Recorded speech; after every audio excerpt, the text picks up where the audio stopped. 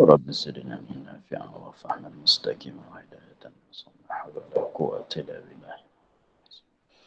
لا حول ولا قوة إلا بالله العظيم. لا حول ولا قوة إلا بالله. اللهم نحن من نعرف به غيرك ونعرف به نوعك وصرة وعملنا ونعم الملائكة المقربين واخرجنا من الظلمات وافتح لنا برحمتك وعلمنا أسرارك يا رب العالمين. نصرنا ولساننا قال الشيخ تعالى نفعنا في الدارين.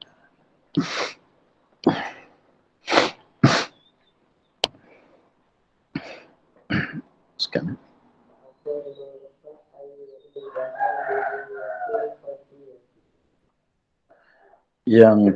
yang ke 454 an yu'idaha biniyatil fardi, bahawa mengulang akan dia akan semayang fardu biniyatil fardiyati, dengan niat fardu. Masalah kemarin yang semalam bahawasanya sunat kita mengiadah akan sembahyang.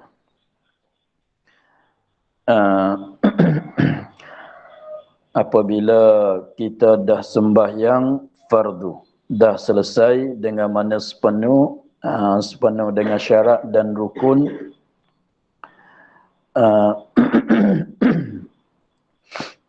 apabila sepenuh dah syarat dan rukun, sembahyang fardu yang kita sembahyang tu sepenuh dengan syarat dengan rukun, maka disunatkan kita ulang pula sekali lagi. Tetapi kalau masalah katanya sembahyang yang pertama yang kita sembahyang itu tak sepenuh rukun atau tak sepenuh syarat, maka i'adah tu bukan dia sunat, bahkan i'adah tu adalah wajib. Contohnya kita dah sembahyang zuhur, dah siap, dah selesai, tetapi selepas pada kita beri salam tu kita teringat katanya kita sembahyang zuhur itu dengan tidak ada wudu. Sembahyang zuhur itu dengan tidak ada wudu, maka mesti kena sembahyang pula, kena ulangkan sembahyang. Maka itu adalah wajib, dengan sebab sembahyang yang pertama itu tidak ada wudu, tidak kebilangan. Yang masalah kita cakap sekarangnya, jadi maknanya sembahyang zuhur masalan yang kita dah sembahyang itu dah sepenuh syarat dan rukun, dah sah, maka tiba-tibanya ada orang datang sembahyang pula, maka disunatkan kita sembahyang pula dengan keadaan berjemaah. Tetapi kalau nak ulang dengan secara sendiri, seorang diri, itu tak disunat. Syarat dianya ulangan tu ulangan dengan secara berjamaah. Maka apabila kita nak buat ulangan sembahyang nak ambil hukum sunatnya, maka cara kita niatnya ialah niat macam kita niat kali yang pertama, ialah niat fardu. Tu mana kata an yu'idaha biniyatil fardi. Jadi kalau kita nak i'adahkan zuhur, usalli fardaz zuhri, usalli fardaz zuhri, begitulah hingga akhir. Jadi cara mana kita niat kali pertama apabila kita buat sunat ulangan, maka cara itulah kita niat. Bukannya saja ku sembahyang sunat i'adah zuhur, tak begitu. Kita niat tu macam mana kita niat sembahyang pertama sebut fardu, maka kali yang diulangan pun niat fardu juga, usalli fardaz zuhri juga. Seterusnya itu tadi itu masalah cara niat sembahyang mu'adah. Habis 455 i'adatun nawafilil lati tusannu fihal jama'atu. Disunatkan mengulangkan sunat-sunat yang disunatkan padanya berjamaah. Seperti sembahyang raya, seperti sembahyang tarawih, maka sembahyang itu ialah sembahyang yang disunatkan berjamaah. Maka contohnya kita dah sembahyang raya. Kita dah sembahyang raya, pada hari raya, tak kira raya haji ke, raya puasa ke, kita sembahyang raya tu kita dah solat, kita dah sembahyang. Maka contohnya kita ada sembahyang seorang diri kat rumah masalah. Tiba-tiba di masjid ada buat pula sembahyang raya. Maka sunat kita i'adah, kita sembahyang sekali lagi pula. Tapi tertentu kepada sembahyang sunat yang disunatkan berjamaah saja. Kalau sunat duha tak payah, tak disunat kita ulang sebab sembahyang sunat duha tak disunatkan berjamaah. Itulah. Jadi pendekatannya sembahyang sunat yang disuruh berjamaah, yang disunat berjamaah, maka apabila dapatkan syaratnya maka disunatkan kita buat ulangan. Contohnya seperti tadi sembahyang sembahyang apa dia? Raya, begitu juga sembahyang tarawih. Contohnya kita sudah sembahyang tarawih kat rumah masalah. Sebab ada keuzuran kita tak boleh pergi ke masjid. Masuk Isya kita sembahyang tarawih kat rumah. Dah cukup 20 rakaat. Tiba-tibanya di masjid tu ada buat solat jamaah sembahyang tarawih. Maka kalau kita nak sembahyang pula pada malam itu bolehlah. Atas jalan sunat satu lagi sebagai sunat ulangan. Adapun yang kita sembahyang seorang kat rumah itu tarawih yang asalnya kita sembahyang kat masjid tu ialah yang diulangkan.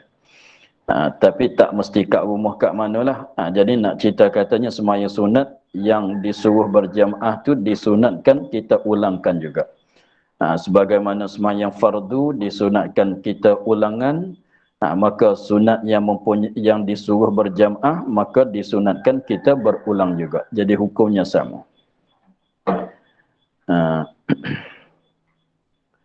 Seterusnya tusannul jama'atu fi salatil maqdiyati khalfal maqdiyati min naw'iha. Disunatkan berjamaah, disunatkan kita sembahyang berjamaah fi salatil maqdiyati pada sembahyang yang diqadakan. Khalfa maqdiyatin, di belakang sembahyang diqadakan. Min naw'iha, daripada bagainya. Jadi maksudnya disunatkan apabila kita nak qada zuhur, masalah. Apabila kita nak qada zuhur dan kawan kita pun ada nak qada zuhur juga. Jadi dia nak qada zuhur, kita pun nak qada zuhur. Maka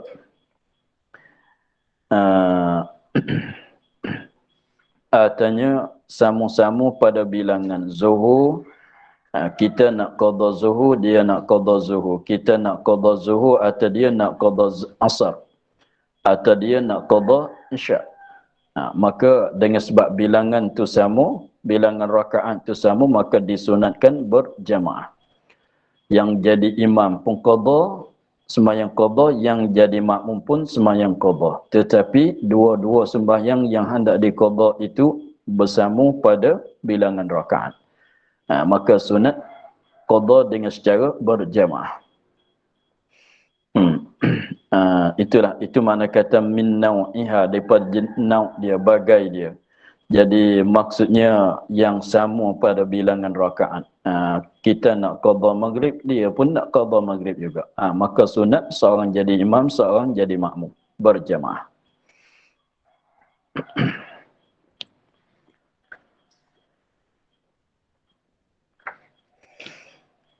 Adapun kalau tak sama,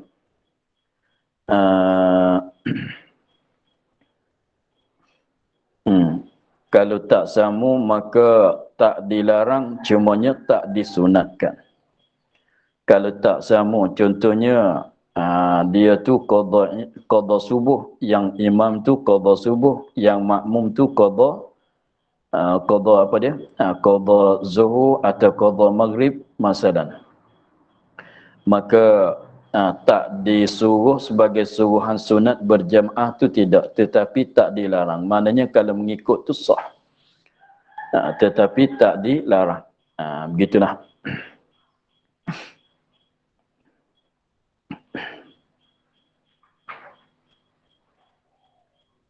Hmm.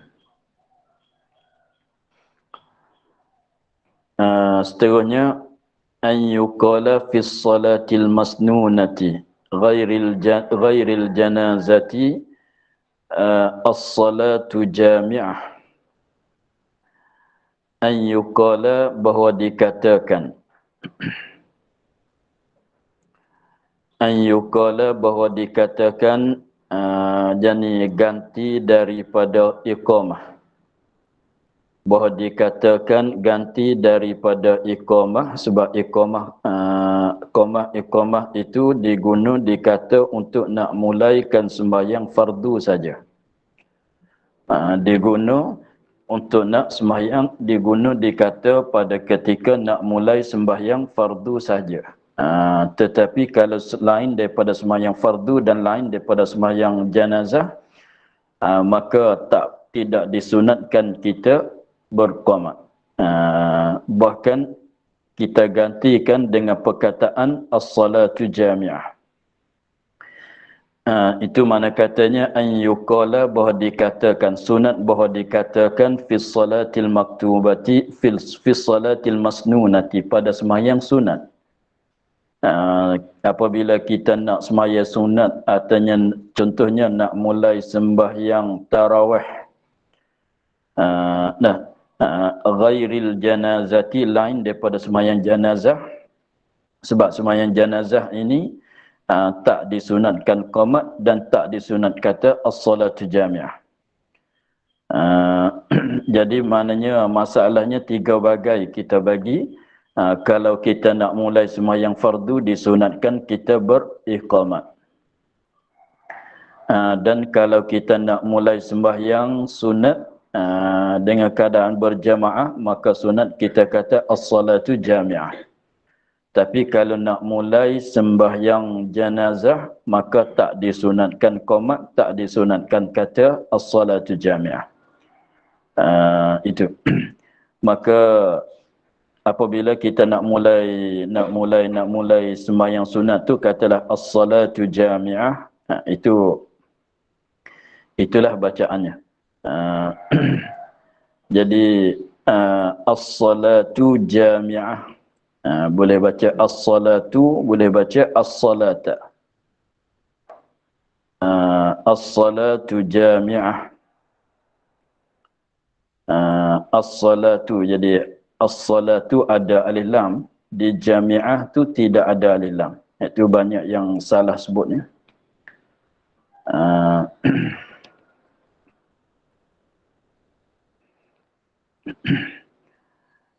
Jadi boleh bacanya as-salatu, artinya as-salata.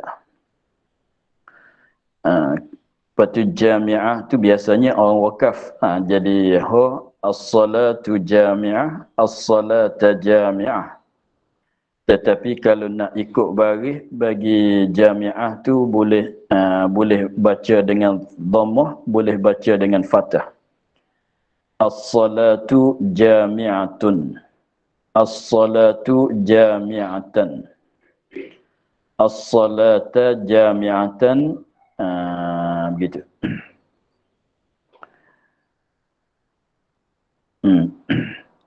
Jadi itulah cara bacanya, kita sebut tu bagi betul tu, sebab banyak dengarnya tak kena dengan tulisan dia. As-salatu jami'ah. As-salatu jami'ah, bukan salatul jami'ah, itu salah. Sebab as-salat tu ada alif lam, jami'ah tu tidak ada alif lam. Itu kita kata as-salatu jami'ah, jangan kata salatul jami'ah. Itu salah. Salah pada sebutan, salah dengan kaedah namanya, kaedah bahasa Arab, itu salah. Itu banyaklah cuba kita perhati selalunya pada sembahyang tarawih tu dia biasanya bila sebut salatul jami'ah.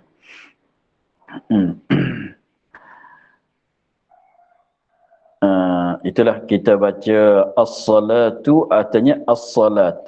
Nasab baca dengan fathah atau baca dengan dhammah. As-salatu jami'ah, as-salata jami'ah. Kemudian biasanya lah pada sembahyang apa dia? Sembahyang tarawih biasanya Bilal kata apa dia? As-salatu jami'ah rahimakumullah. Adapun rahimakumullah itu doa. Doa. Sebab as-salatu jami'ah pada maknanya bangkit oleh kamu kepada sembahyang berjamaah. Sebab pada maknanya bangkit oleh kamu, bangun oleh kamu kepada sembahyang berjamaah. Sembahyang tu sembahyang berjamaah. Maka selepas pada tu jadi mana as-salatu ke baca as-salata ke di situ mengandungi makna suruh. Suruh bangun, bangkit, sembahyang berjamaah. Maka apabila ada disuruh, maka ada doa pula bagi mereka yang nak ikut arahan, suruhan tadi. Sebab tu didoakan dengan kata rahimakumullah. Atau yarhamakumullah, yarhamukumullah. Mudah-mudahan dirahmati oleh kamu, akan kamu oleh Allah. Jadi Bilal katanya as-salatu jami'ah rahimakumullah.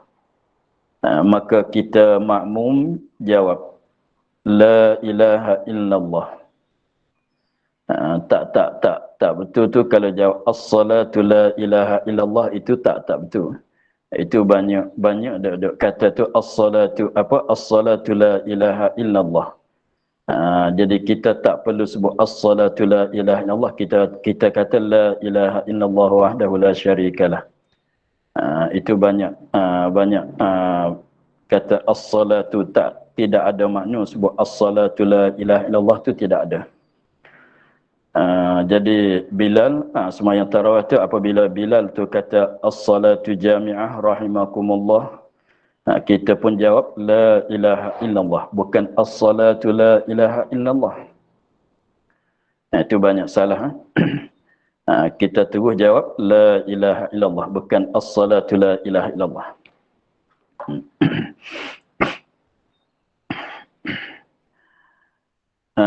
Itulah jadi maknanya perkataan yang yang disunatkan kita kata pada kita nak mulai sembahyang sunatnya, ganti pada tempat qomat bagi sembahyang fardu dengan katanya as-salatu atau as-salata jami'ah. Itulah. Seterusnya 458 yusannu liman ahdasa fi ssalati aw qablaha qurba iqamatiha an ya'khudha bi anfihi thumma yansarifa.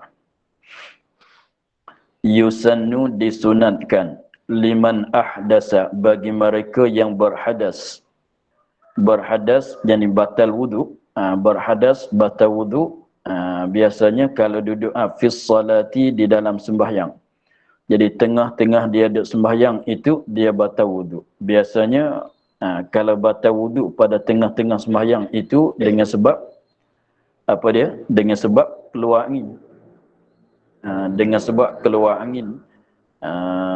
Adapun terbuka aurat kena najis itu tak batal wudu, dia membatalkan solat. Jadi masalah katanya tengah-tengah ada sembahyang dia batal wudu. Maka batal wudu tengah-tengah ada sembahyang tu biasanya apa dia? Keluar angin lah. Au qablaha atau sebelum pada sembahyang, dia batal wuduk sebelum pada nak mulai sembahyang.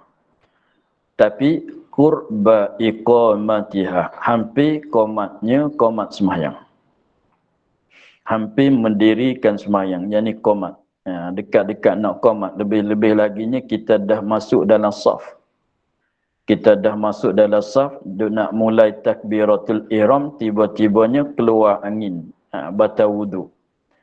Maka untuk nak mengelak daripada cakapan manusia, daripada kata kita ni keluar angin dalam sembahyang, takut demo gelak pulaknya, an ya'khudha, sunat bahawa pegang ia bi'anfihi, dengan tangannya. Pegang bi'anfihi, dengan hidungnya, summa yansarifu, kemudian berpaling ia, mana keluar daripada sembahyang. Yang sarifu berpaling, yakni keluar daripada sembahyang atau keluar daripada saf tadi. Artinya dekat-dekat, mana yang keluar daripada tempat duduk kalau kita belum mulai berdiri untuk nak solat, atau lepas qomat, selepas pada qomat kita nak kita nak usalli, tiba-tibanya keluar angin, maka kita nak keluar kepada tempat ambil wuduknya, maka sunat kita pegangkan dengan tangan, pegangkan hidung, kemudian keluar. Jadi pegang kat hidung tu untuk bagi faham kepada yang lain, katanya kita berdarah hidung, ada keluar darah kat hidung. Maknanya tak boleh nak sembahyang lah, sebab sembahyang dalam keadaan berdarah tu, keluar darah kat hidung itu membatalkan sembahyang. Jadi seolah kata pegang hidung tu tipu ya. Tipu, tapi tipu di sini tak salah, bahkan sunat. Jadi tengah-tengah dia sembahyang tu dia keluar angin. Kalau keluar angin, walaupun tidak bersuara sekalipun, tidak bunyi suara sekalipun, jangan kita keluar betul-betul begitu, nanti orang bercakap pula. Orang bercakap, orang gelak pula. Kenapa orang ni sembahyang pun keluar angin.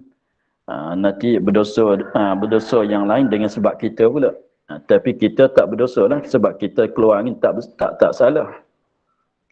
Tapi dia tu duk mengupat pada kitanya, duk bercakap pada kitanya, menyebabkan dia terjadi salah. Jadi untuk nak mengelak daripada sekaan begitu, kita pegang tangan, pegangkan hidung supaya orang faham katanya kita keluar, pasal kita keluar daripada sembahyang atau keluar daripada saf, artinya kita keluar daripada masjid kerana berdarah hidung. Bukan kerana keluar angin tu tidak. Jadi orang tak cakap dah pasal kita ni. Itu ya. Jadi maknanya tipu lah tu. Padahal hidung tak berdarah. Tapi buat-buat macam berdarah hidung keluar. Pegang tangan kat hidung. Buat rupa macam kita tutupkan lubang hidung supaya pegang kat hidung supaya darah tak bertitik turun di atas lantai masjid. Kita pegang gitu, kita keluar. Jadi orang ramai pun tengok kita pegang hidung, maknanya dia sangka katanya kita keluar daripada sembahyang tu sebab berdarah hidung. Jadi orang tak suka lah katanya kita ni keluar angin dalam sembahyang atau dalam saf, artinya dalam masjid. Begitu.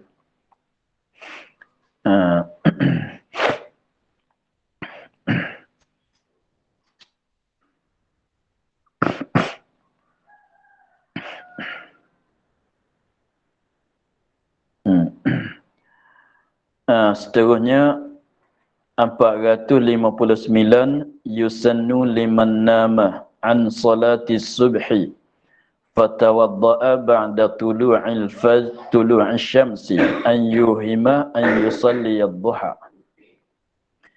Ini pun masalah seakan-akan dengan masalah tadi juga.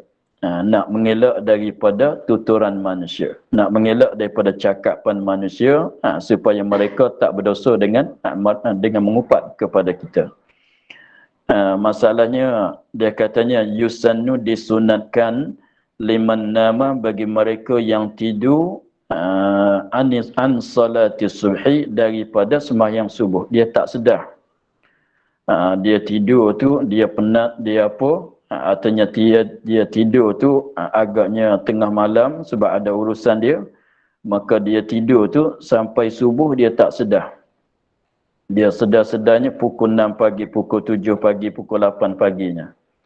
Maka sunat bagi dia nya apabila dia nak qada subuh tu, apabila dia contohnya dia tak sedar subuhnya, tidur tak sedar, betul-betul tak sedar lah, jadi tak berdosa lah dia tu.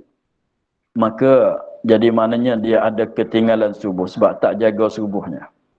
maka apabila dia nak qada subuhnya, maka dia ambil wuduk. Apabila dia ambil wuduk tu, ba'da fatawadda'an, maka dia ambil wuduk ba'da tulu'i syamsi, kemudian pada naik matahari. Memanglah kalau belum pada naik matahari itu, belum habis lagi waktu subuh. Kalau belum pada naik matahari, belum habis lagi waktu subuh. Lagi pulanya, selama mana tak naik matahari, diharamkan sembahyang. Sembahyang sunat. Yusannu, disunatkan liman nama, bagi mereka yang tidur anis an salati subhi, tidur tak jaga subuhnya, maka dia ambil wuduk untuk nak qada subuh, kemudian daripada naik matahari.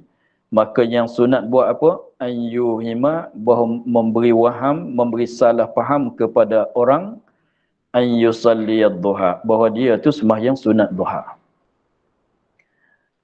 Jadi maknanya ni kalau kita duduk kat rumah seorang-seorang kita tak kenapa lah.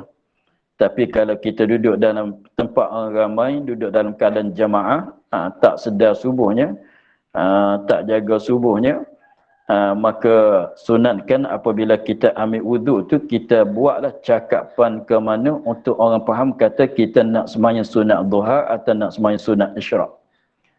Jadi tengok jam pukul 6, pukul 7 masalah. Kita baru sedar, kita baru jaga, baru sedar tidurnya. Tengok jam pukul 7, pukul 6 pagi. Maka pergi ambil wuduk. Apabila pergi ambil wuduk tu, kalau orang tanya, ambil wuduk, kita pun jawab kata, saya nak sembahyang duha. Jadi tipulah. Tipu supaya kalau tak buat begitu, jadi kita buatlah mana-mana pun, sekalipun untuk orang faham kata bukan kita tak jaga subuh, bahkan kita ambil wuduk ni untuk nak sembahyang duha. Atau cakap, saya dah sembahyang subuh, tidur tadi, lepas subuh tadi tidur, ni nak sembahyang duha lah pula. Contohnya begitulah. Jadi supaya lepas pada tuduhan manusia kepada kita, apa dia? Tidur tak jaga subuhnya. Tak sembahyang subuh dalam waktu. Padahalnya kita tak salah sebab tak sedar, betul-betul tak sedar. Tetapi apabila kita ambil wuduk nak qadanya, jangan bagi tahu kata kita nak qada subuh.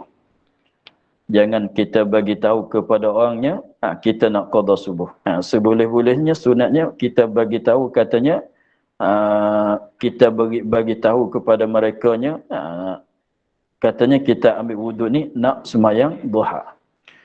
Tapi janganlah niat duha, sembahyang qada subuh lah. Tetapi kalau orang tanya ke masalah, kita jawab nak sembahyang sunat duha.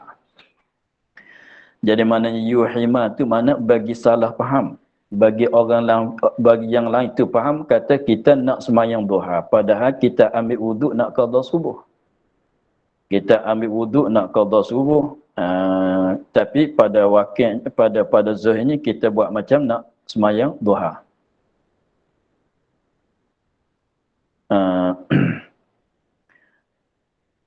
Kunut pulaknya boleh, kalau ada bersama dengan orang tu, kalau nak bagi lepas tu jangan baca kunut lah.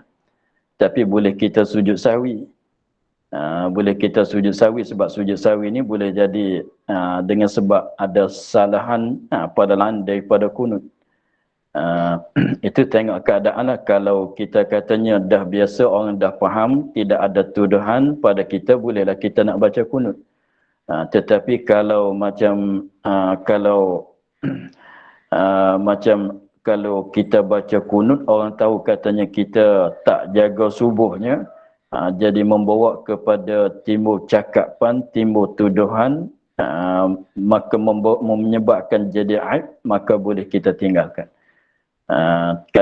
Kalau katanya sujud sahwi, lagi pulaknya orang tahu kata ni qada subuh ni tak baca kunut sujud sahwi, maka boleh kita nak tinggal untuk nak lepas daripada, memanglah baca kunut sujud sahwi itu adalah benda sunat, tetapi afdalnya kita tak bacalah, sebab untuk nak lepas daripada cakapan manusia, sebab jadi berdosa kalau kita buat begitunya. Lebih-lebih laginya kita orang yang ada kemukaan, ada maruah, tak jaga subuh tu benda yang aib besar. Kalau kita buat begitu tu jadi menyebabkan orang bercakap di belakang, menyebabkan mereka itu berdosa dengan sebab kita. Maka boleh kita mengelak dengan perbuatan yang disebut. Itulah. Jadi ini setengah daripada apa dia? Jadi boleh dua-dua masalah di sini kita boleh ambil daripada masalah di sini, maknanya boleh kita nak buat rupa tipunya untuk nak lepas daripada upatan manusia. Kalau tidak buat begitu, orang mengupat, orang bercakap di belakang. Jadi kita tak berdosa, tapi dia tu bercakap pasal kitanya, jadi berdosa dia dengan sebab kita. Walaupun kita tak berdosa sekalipun, untuk nak lepas daripada itu, maka syarak katanya boleh kita nak buat rupa tipu tadi itu boleh. Supaya nak lepas pada fitnah. Sebab kita tak bersalah. Sebab kita tak salah, keluar angin pun kita tak salah tadi. Tak sedar, tak jaga subuh pun kita tak salah juga. Tetapi orang cakap. Maka dengan sebab kita tak bersalah, tapi orang cakap pasal kita, sebab tu boleh kita nak buat rupa supaya nak buat rupa pada zahirnya bagi orang tu faham kat lain. Supaya tidak ada cakapan manusia di belakang. Cakapan tak kena caranya jadi mengupat, menyebabkan mereka tu berdosa. Itulah.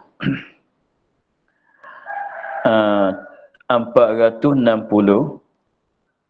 yusannu raddus salam ba'da salami fi salati minas salati ala man sallama alaihi wa huwa fiha. Yusannu raddus salam, disunatkan jawab salam. Jawab salam, disunatkan kita jawab salam apabila ada orang beri salam kepada kita. Jadi maksudnya apabila kita tengah-tengah sembahyang, sedang sembahyang, tengah-tengah sembahyang, ada orang beri salam kepada kita. Maka apabila ada orang beri salam pada kita, kita nak jawab salam tu tak boleh membatalkan sembahyang. Nak jawab salam di dalam sembahyang tu tak boleh sebab membatalkan sembahyang. Sebab ada kum, assalamualaikumussalam, ada kum tu tuju kepada orang beri salam. Cakap dengan manusia tak boleh. Tuju cakapan kepada manusia tu tak boleh dalam sembahyang, membatalkan sembahyang. Jadi tak boleh kita nak jawab salam di dalam sembahyang. Maka apabila kita nak jawab salam tak boleh di dalam sembahyang, maka sunatnya kita jawab salam, kita jawabkan salam itu selepas pada kita beri salam.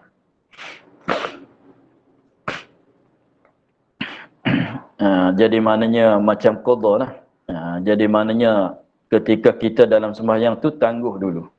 Jangan jawab lagi. Nanti selepas pada kita beri salam 2 kali, kita jawabkan salam.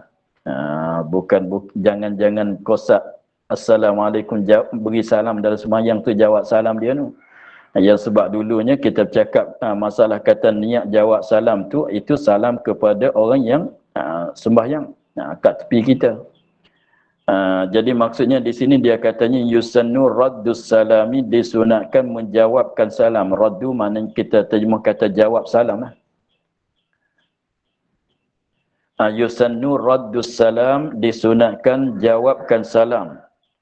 Ba'da salamihi minas salati, kemudian daripada beri salam, salam rukun sembahyang. Salam ke kanan, salam ke kiri, itulah. Ba'da salamihi, kemudian daripada beri salamnya seorang minas salati pada sembahyang. Jawab salam tadi ala man, jawab salam raddu jawab salam atas mereka. Ni jawab salam mereka, salama yang memberi salam ia, alaihi di atas orang sembahyang, wa huwa walahal ia seorang itu fiha fis salat. Jadi maksudnya kita di dalam sembahyang ada orang beri salam kepada kita, maka jangan jawab dalam sembahyang itu sebab membatalkan sembahyang. Kita tangguh dulu. Tangguhkan jawab salam itu, tangguh sehingga kita beri salam ke kanan dan beri salam ke kiri. Salam pertama, salam yang kedua. Maka lepas tu kita jawablah salam dia tadi. Pendek katanya tangguh dulu, jangan sunat kita tangguh dulu, tak boleh, haram, batal sembahyang, kita jawab dalam sembahyang. Maka kita tangguh, kita nanti jawab selepas pada solat. Itulah. Semuanya itu ada berdalil dengan hadis Nabi SAW. Jadi maknanya pendek katanya tak boleh kita nak jawab salam di dalam sembahyang sebab membatalkan sembahyang. Maka kita tangguh jawab salam itu selepas pada kita beri salam kali yang pertama dan salam kali yang pertama sembahyang tadi. Selepas tu barulah kita jawab. Habis 461 yusannu lil atisi an yahmadallaha, disunatkan bagi yang bersin an yahmadallah, bahawa memujikan Allah. Tak kira di mana-mana tempat sekalipun, apabila kita bersin tu maka sunat kita puji kepada Allah. Jadi semata-mata memuji kepada Allah dengan sebab kita bersin tu di luar sembahyang pun sunat. Di luar sembahyang pun sunat. Ni dia cakapnya, kalau di dalam sembahyang, kalau kita di dalam sembahyang, kita bersin, maka kita pujikan Allah, itu masuk dalam bagai sunat sembahyang. Jadi maknanya, kita bersin. Selepas pada kita bersin, kita pun kata Alhamdulillah. Maka kata Alhamdulillah tu setengah daripada sunat sembahyang juga. Sunat bersin, sunat kataan selepas bersin tu dah biasa, dah tahu. Dah tetap. Di luar sembahyang pun dah disunat kata Alhamdulillah, memujikan Allah. Tetapi kalau bersin dalam sembahyang, maka disunatkan kita kata Alhamdulillah, setengah daripada sunat sembahyang. Jadi pendek katanya, apabila kita bersin, disunatkan kita kata Alhamdulillah, kita puji kepada Allah dengan secara kita kata Alhamdulillah, atau lillahil hamdu, atau walakal hamdu, katalah. Tak sama dengan jawab salam tadi. Jawab salam tak boleh, sebab jawab salam tu maknanya kita bercakap bersama manusia. Adapun Alhamdulillah ni kita bercakap bersama Tuhan. Itu dia tak sama. Bercakap bersama Tuhan tak membatalkan sembahyang. Bercakap bersama Nabi, bercakap dengan Nabi, bersama Nabi tak batalkan sembahyang. Sebab tu sebab tu kita baca, kalau baca selawat, kalau kita tuju kepada Nabi itu boleh. Wassalatu wassalamu alaika ya Rasulullah. Tu selawat tu lah. Yang selawat mana? Selepas pada tahiyat, belum pada beri salam tu. Boleh kita nak katanya wassalatu wassalamu alaika, atas engkau tu ya Rasulullah. Jadi maknanya perkataan itu kita cakap dengan Nabi. Maka bercakap dengan Allah, bercakap dengan Nabi tidak membatalkan sembahyang. Tapi kalau kita jawab salam, wa alaikumussalam. Kum tu siapa dia? Orang beri salam. Orang beri salam bukan dia Nabi Muhammad. Maka membatalkan sembahyang. Sebab tak boleh kita nak bercakap dengan manusia yang katanya bercakap dalam sembahyang membatalkan, bercakap di dalam sembahyang membatalkan sembahyang. Jangan bercakap dengan manusia. Cakap dengan manusia, tujukan cakapan itu kepada manusia. Sebab tu membatalkan sembahyang. Adapun cakap dengan sama Allah itu tak membatal, bahkan disuruh. Itulah. Sebab itulah kalau kita dalam sembahyang, apabila kita tasbih, masalan apabila imam tu salah pada perbuatan, maka kita tasbih. Dan juga kita jadi imam, kita takbir dengan nyaringan suara. Tetapi qasad apa dia? Qasad nak bercakap dengan yang lain, maka itu membatalkan sembahyang juga. Sebab tu naknya qasad zikir. Apabila imam tu salah pada perbuatan, kita kata apa dia? Subhanallah, orang lelaki. Kalau orang perempuan tu bertepuk. Maka orang lelaki kata subhanallah. Kalau dia kata subhanallah, pada maknanya dia bercakap dengan imam, kata imam, imam salah tu. pada maknanya. Walaupun dia kata subhanallah, tapi kosak dia ni nak cakap dengan imam, nak tuju cakapan pada imam, kata seolah kata subhanallah, seolah dia katanya, kosak dia ni, imam, kau dah tambah rakaat itu, rakaat dah lebih imam, seolah gitu, maka itu membatalkan sembahyang. Walaupun dia kata subhanallah. Sebab tu katanya subhanallah itu kena kosakkan zikir. Ingat kata ini adalah zikir. Begitu juga imam tu kalau dia nyaringkan suara takbirnya untuk nak bagi tahu kepada makmum, kata dia tu dah pindah daripada satu rukun kepada satu rukun, maka kalau dia nyaring itu, nyaringan suara dia tu macam biasalah, sebab dia mengucap takbir, semata-mata mengucap takbir, cuma hanya tambahkan kuat suara saja. Jangan kosak dengan kuatkan suara, nyaringan suara itu nak beritahu, nak bercakap dengan makmum, seolah katanya Allahu Akbar, pada makna makmum saya dah rakaat ni. Seolahnya begitu. Apabila dia sami Allahu liman hamidah, makmum saya dah i'tidal ni, bangunlah. Kalau kosaknya begitu membatalkan sembahyang. Sebab dia nyaringkan suara, sebab pada maknanya dia cakap dengan manusia. Sebab tu kalau nak nyaringkan suara orang yang jadi imam tu, macam biasalah, jangan ingat nak menyampaikan nak bercakap dengan orang belakang dia. Sebab kita Allahu Akbar, kita ingat selepas pada apabila nak rakaat kita pun Allahu Akbar. Kalau kita sembahyang seorang, kalau kita jadi makmum, kita lahankan suara. Kita lahankan suara, tak ada kosak nak bagi tahu ke siapa-siapa. Itulah. Jadi pendekatannya jangan sama sekali, walaupun guna zikir, guna apa sekalipun, tapi kosak nak bercakap dengan manusia, maka itu membatalkan sembahyang. Contohnya, satu lagi masalahnya apabila orang minta izin nak masuk dalam rumah padahal kita dalam sembahyang. Kita dalam sembahyang, dia mai panggil kita, boleh masuk ke tak, boleh masuk ke ni, boleh masuk ke rumah ni. Kita pun baca ayat udkhuluha bisalamin aminin. Baca ayat tu, tapi kita baca ayat itu, kita kosak baca Quran, tak mengapa. Kita kosak baca Quran atau kosak zikir, tak mengapa. Kosak baca Quran tapi kita kosak udkhuluha bisalam, kosak nak izin ke dia, nak bercakap dengan dia, kata kau dah boleh masuk, maka itu membatalkan sembahyang. Cubanya kalau orang tanya kenapa baca ayat Quran batal juga, sebab kosak kitanya nak bercakap dengan dia. Walaupun guna ayat Quran, walaupun guna takbir, walaupun guna tasbih sekalipun. Sama juga dengan masalah katanya, yang saya cakap semalam, katanya apabila ada si buta berjalan nak jatuh parit, masalah sunat kita jagaan pada dia, kata subhanallah, tasbih. Maka tasbih tu kosak zikir. Jangan kosak nak bercakap pada dia. Dia faham-fahamlah, dia tak faham serah kat dia lah.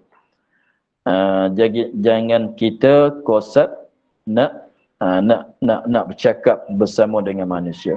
Itulah perbezaan kenapa jawab salam tak boleh dalam sembahyang. Tapi alhamdulillah orang bersin disunatkan pula. Apa perbezaan? Walaupun wa'alaikumussalam tu doa mintaan daripada Allah, tetapi kum wa alaikum, dan di atas kamu. Kamu tu maknanya kita bercakap dengan orang beri salam, maka itu membatalkan sembahyang. Sebab itulah kalau kita tasbih tu, kalau kita kosak nak bercakap dengan imam atau bercakap dengan siapa-siapa, maka itu membatalkan sembahyang. Sebab tu kena kosak zikir. Artinya tak kosak ke mana-mana pun tak apa juga. Janji jangan kosak nak bercakap dengan orang. Nabi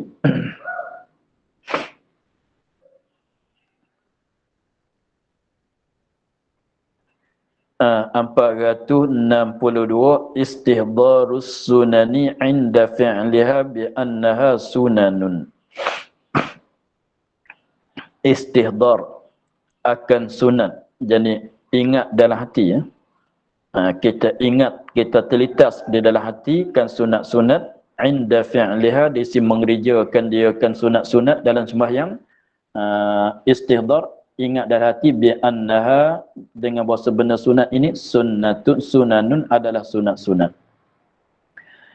Jadi maksudnya apabila selepas pada kita takbiratul ihram, kita baca doa iftitah, maka kita baca doa iftitah biar ada teringat sekaligus di dalam hatinya katanya ini adalah sunat.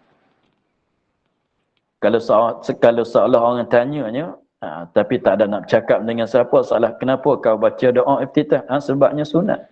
Salah gitu. Apabila kita selepas pada baca Fatihah, kita baca surah.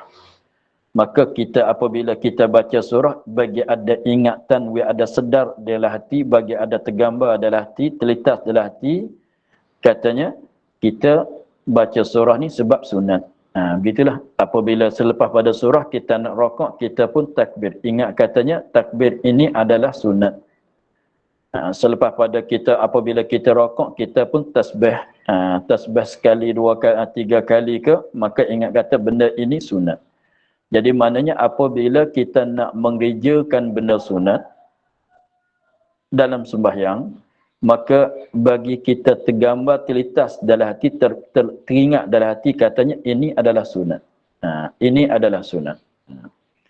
Apabila kita nak baca kunut, ingat tak? Bagi terlintas dalam hati, ini sunat.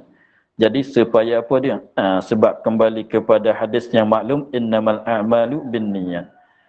Jadi maknanya semata-mata kita baca doa iftitah, dah dapat pahala sunat.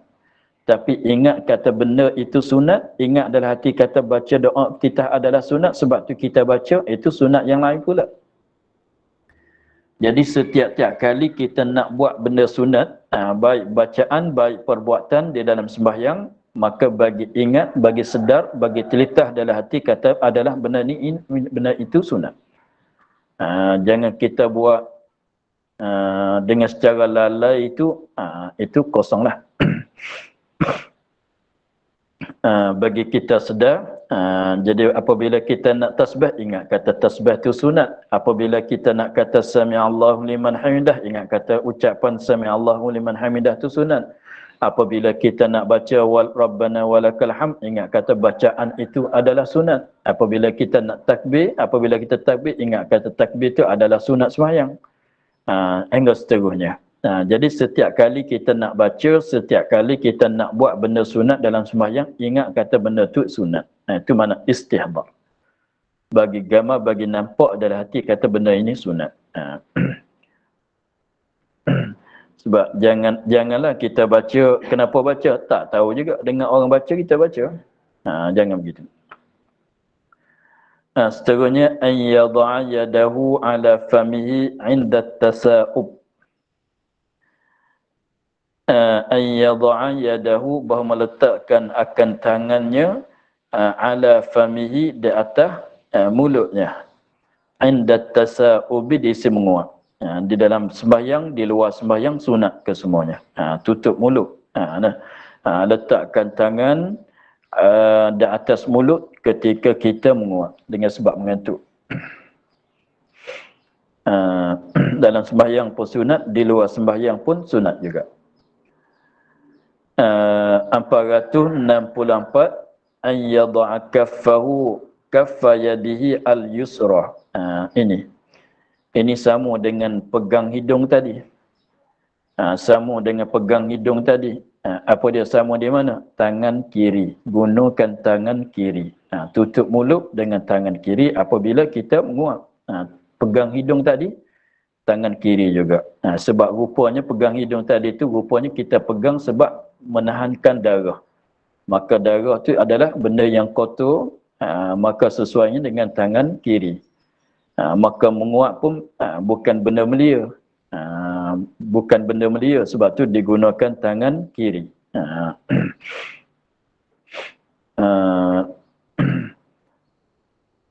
Ayyada'a kaffah, tapak tangan kanan yang kiri.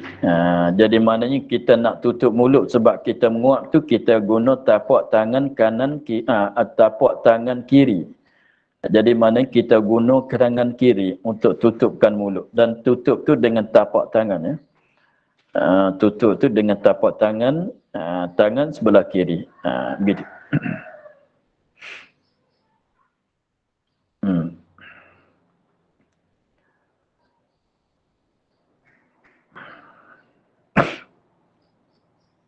Seterusnya. 465 an yabsuqa ila yasarih. Bermeludah ia ke sebelah kirinya. Ini sunat apabila berajak kita kepada nak ludah. Bukan sunat meludah. Kita kena faham di situ. Bukan katanya, jangan salah faham kata apabila kita sembahyang sunat kita ludah ke sebelah kiri dalam sembahyang. Dalam sembahyang sunat kita meludah sebelah kiri. Bukan maksudnya begitu. Jadi maknanya ketika kita di dalam sembahyang tetapi kita berajak kepada meludahkan air liurnya, maka sunat ludah. Sebab nak baca, sebab kita katanya sebab kita katanya mulut kita tu tak bersih, kat celah gigi kat mana tu, jadi maknanya kita sembahyang tidak berkumur masalah. Jadi makanan-makanan ada kat celah gigi, kalau kita berkumur dia keluar. Tetapi dengan sebab kita tak kumur tu, jadi maknanya tak boleh kita nak telankan air liur kita. Sebab membatalkan sembahyang. Jadi maknanya kita dalam sembahyang kita berajak kepada meludahkan air liurnya. Maka apabila nak ludah tu, maka sunatnya sebelah kiri.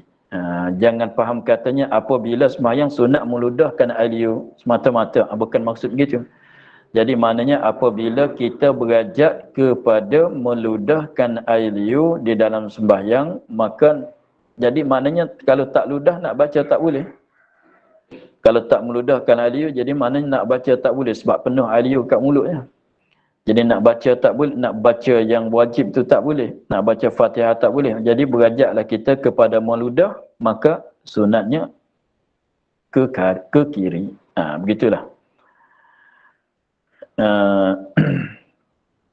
Kemudian seterusnya 466 an yabsuqa tahta qadamihi al-yusra illam yatayassar lahu dhalika. Bahawa meludah di sebelah bawah tapak kaki yang kiri. Ludah ke bawah tapak kaki kiri illam yatayassar jikalau tiada kemudahan baginya zalika oleh demikian itu meludah sebelah kiri. Kalau jadi sebelah kiri itu kita nak meludah tak boleh sebab ada dinding ke masalah, ataunya ada orang ke sebelah tu masalah, maka tak boleh kita nak meludah sebelah kiri, maka kita ludahkan bawah tapak kaki kita. Tapi kesemuanya dia kata hadza fi ghairil masjid. Itu mana boleh disunatkan kita. Jadi maknanya apabila kita berajak kepada meludah, maka ludahlah sebelah kiri. Kalau tak bolehnya ludah bawah tapak kaki kiri. Itu kalau lain daripada masjid. Kalau kita sembahyang bukan di dalam masjid. Tapi maknanya kalau kita sembahyang di dalam masjid, maka haram kita meludah di dalam masjid walaupun kat lantai masjid tu pasir sekalipun. Walaupun kat lantai masjid itu bukan semin, bukan batu, bahkan pasir saja. Masalah kalau ludah boleh kambus, sekalipun tak boleh. Sebab meludah dalam masjid tu adalah haram sebab meluwatikan masjid. Maka ini kita kena hati-hati masalah nak meludah kita dalam masjid tu jangan meludah dalam kita tu walaupun nak ludah nak bagi lautarkan aliu keluar pada kat luar kat pintu kat tengkap kat pintu kat tengkap masalah itu pun tak boleh. Contohnya ni pintu contohnya ini pintu masjid, kita duduk di sini. Apabila kita ludah air lalu daripada pintu keluar pada mulut kita, lalu kat pintu keluar kat luar, maka itu tak boleh juga. Sebab apa? Sebab ketika air tu dia keluar daripada mulut kita, belum pada nak lepas pada pintu tu, ia duduk dalam udara masjid, dalam angin masjid. Jadi mana air keluar daripada mulut kita belum pada nak lepas pada tengkap itu, air dalam masjid. Itu pun tak boleh. Sebab tu kalau nak muludah aliyu dalam masjidnya, nak muludah tu kalau kita nak duduk dalam masjid, mesti kita Allahkan kepala kita luar pada tingkap. Sekiranya kalau sebelah luar tu bukan masjid. Kalau sebelah luar pada tingkap, pada pintu tu, kalau masjid lagi memanglah tak boleh. Tapi sebelah kita katanya luar pada dinding, luar pada tingkap tu, bukan dia masjid dah. Bukan dia masjid. Maka apabila kita nak ludah, kita keluarkan kepala kita lepas pada tingkap, lepas pada pintu, supaya aliyu keluar daripada mulut kita, dah keluar lepas daripada kawasan masjid. Kalau kita duduk di gini, ni tingkap, ni pintu masalah, atau ni tingkap, kita duduk di sini, jadi apabila aliyu keluar daripada mulut, dia lalu dia keluar pada mulut, jadi maknanya belum pada nak lepas keluar tu aliyu dalam masjid lagi. Walaupun tak kena lantai, walaupun tak kena kat dinding sekalipun, tapi keluar pada mulut, belum pada nak keluar lepas pada tingkap pintu sana itu, belum pada nak lepas pada tingkap, lepas pada pintu tu, mana dia ada dalam masjid. Dia duduk dalam masjid, bersentuh dengan udara angin dalam masjid. Maka itu haram juga.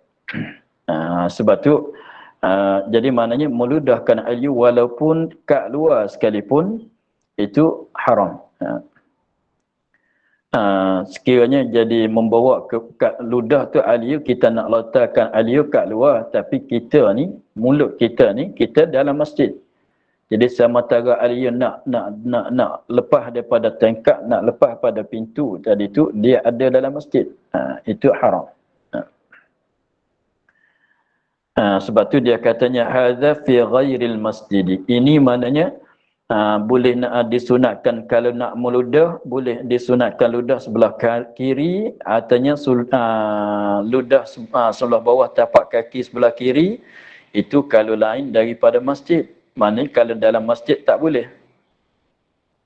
Kalau dalam masjid tak boleh, lepas tu nak buat macam mana kalau kita berajak pada ludah? Tak boleh nak baca ni aliyu dah penuh mulut. Padahal kita sembahyang dalam masjid, maka kita ludahkan dalam poket baju ke masalah. Artinya kain surban ke mana, katalah mana-mana tu, artinya kita akadkan baju kita, ludah dalam baju kita. Apabila kita ludahkan dalam baju, artinya dalam surban yang kita sebar kat belakang tu, surban yang kita sebar kat belakang, kalau sekiranya kalau baju tak ada poket, kita ada surban, adakan surban ke masalah sebelah kat belakang tu, maka apa kita ambil ludah sebelah kiri masuk dalam kain, maka kita buat gulung-gulung sikit supaya tak nampak kena aliyu. Kita gulung sikit, kita tutup, kita balut-balut sikit, supaya orang tak nampak aliyu kita. Itulah.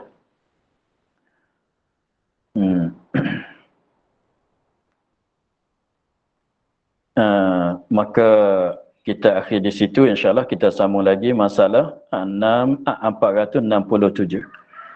Yusannu al-ibradu biz-zuhri. Wallahu a'lam, walhamdulillahi rabbil alamin. A'udzubillahi minasyaitonir rajim. Bismillahirrahmanirrahim. Alhamdulillahi rabbil alamin. Wassalatu wassalamu ala asyrafil anbiya'i wal mursalin wa ala alihi wa sahbihi ajma'in.